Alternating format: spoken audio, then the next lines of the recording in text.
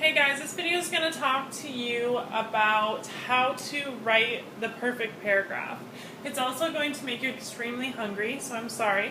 But we can write a perfect paragraph by comparing it to a hamburger.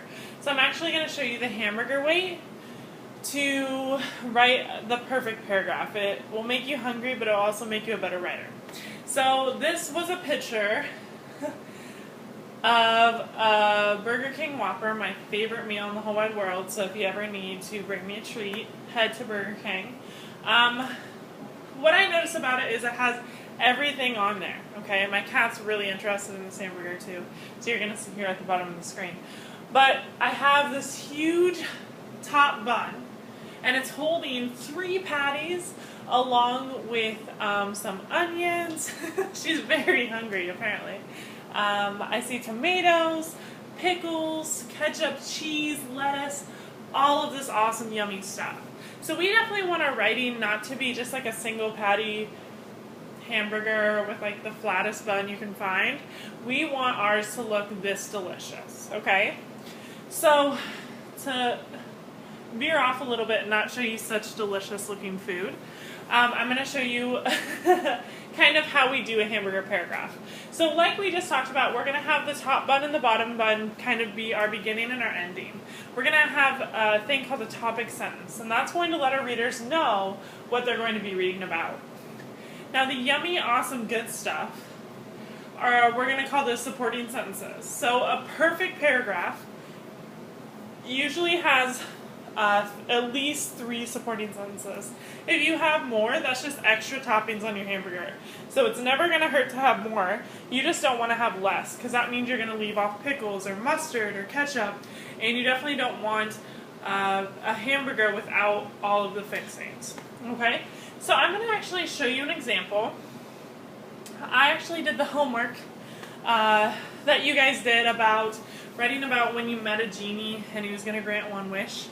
So I actually did that homework, and I'm going to go step by step on how I made or used this hamburger paragraph technique. So let me zoom in here. So I have my hamburger here, okay, and I'm going to go into my topic sentence real quick.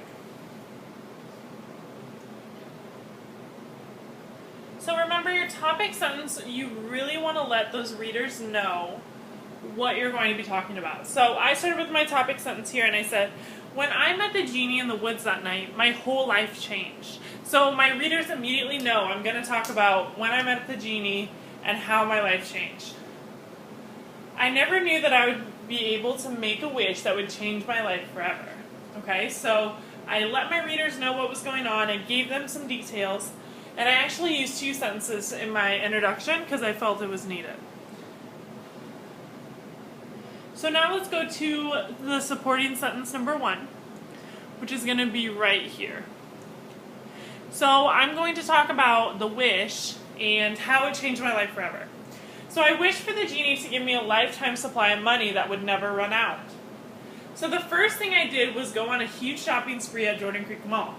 So I definitely had to tell my readers what the wish the genie granted for me was. So that's why I started off with that. And then I told them that I definitely wanted to go on a shopping spree at Jordan Creek Mall, because that's just something I would do if I was granted that wish. So I want to keep going with my paragraph, and I'm going to go to supporting sentence 2 now. And notice I use a transition word. I use the word next. That's always good to let your readers know that you're still in the same topic, but you're going to move on to a different point. So next, I donated $1 million to the Alzheimer's Association.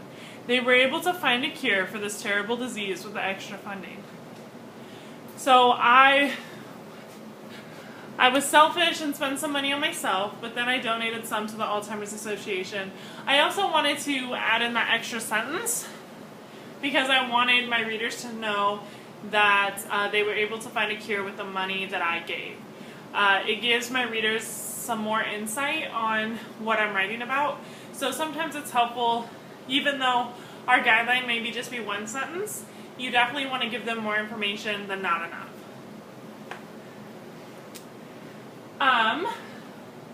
My supporting sentence 3, let me scroll over here. So is going to go here. I also used another transition word, which we'll learn more about.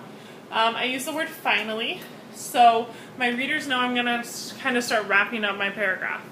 So I said, finally I donated money to IMS school for them to buy each student their own laptop. I know that technology is an important tool to help students learn.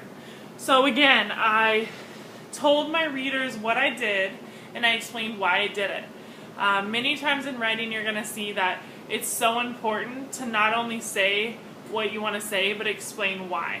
You're going to have to expand on that forever and ever. So it's good to get to practice now.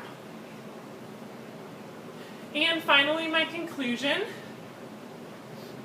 So the bottom bun here of my hamburger. And I wrapped it up. So I started talking about how the genie helped change my life, so I wanted to restate that here. So with this wish granted, the genie helped change my life and the lives of many others. So I just really ended it. I restated my purpose of writing this paragraph, and I let my readers know that I was finished. So this is the hamburger way of writing.